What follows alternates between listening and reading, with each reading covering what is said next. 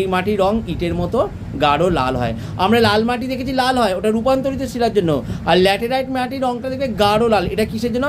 না, এক হচ্ছে লৌহ অক্সাইডের উপস্থিতির জন্য, এবং এই মাটির রং ইটের মতো গাঢ় লাল হয়। এই মাটি হচ্ছে অনুর্বর। অনুর্বর মানে কি? যেটা মানে চাষের পক্ষে ঠিক ভালো না, বুঝতে পারলে? তাই সেটাই বলেছে। এই মাটিতে কী কী ফসলের চাষ হচ্ছে? চিনেবাদাম, জোয়ার, বাজরা, রাগি এই মাটিতে চাষ হয়। ছোটনাগপুর মালভূমি, পূর্বঘাট, পশ্চিমঘাট পর্বতের কিছু অংশে এবং মেঘালয় মালভূমির বেশিরভাগ অংশে এই ল্যাটেরাইট মাটি দেখা যায়। Same process, same question. ছোটো প্রশ্ন আমি বলে দিলাম, বড় প্রশ্ন হতে দেখালে ল্যাটেরাইট মাটির বৈশিষ্ট্যগুলি লেখো, সেটাও দিতে পারে। কেমন? এরপরে বলেছে মরু অঞ্চলের মাটি। মরু অঞ্চল মানে আমরা বুঝি যেখানে জলের পরিমাণটা সব থেকে কম, যেখানে নাকি বালির পরিমাণটা সব থেকে বেশি। তারপরে খুব কম বৃষ্টিপাত ও অত্যাধিক উষ্ণতাযুক্ত অঞ্চল এই মাটির সৃষ্টি হয়।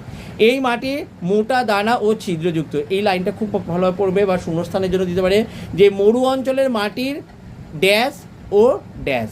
তাহলে কী হবে? এই ধরনের মাটি মোটা দানা ও ছিদ্রযুক্ত হয়। কেমন?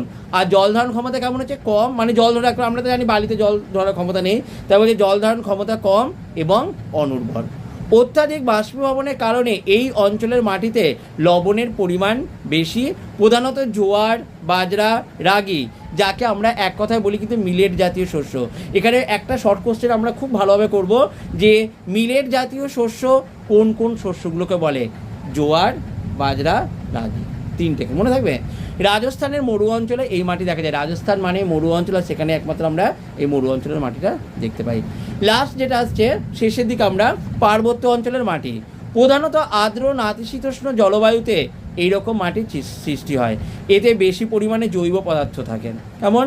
আর চা, কফি, বিভিন্ন ধরনের মশলা এই মাটিতে খুব ভালো চাষ হয়। হিমালয়ের পার্বত্য অঞ্চল, পশ্চিমঘাট পর্বত এবং দাক্ষিণাত্যের নীলগিরি পার্বত্য অঞ্চলে এই মাটি দেখা যায়। তাহলে আমরা যে মাটিগুলো আমরা পড়লাম, পলি মাটি, কালো মাটি, লাল মাটি, ল্যাটেরাইট মাটি, মরু অঞ্চলের মাটি, পার্বত্য অঞ্চলের মাটি, টোটাল আমরা 6টা মাটি আমরা পড়লাম।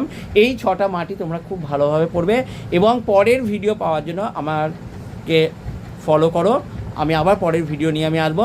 আর এইখান থেকে তোমরা একটা চার্ট করতে পারো একটা খাতায়, যেটা করবে যে 5টা মাটির নাম লিখবে, বৈশিষ্ট্য 5টা মাটি কীভাবে সৃষ্টি হচ্ছে সেগুলোর জন্য একটা ছক করবে।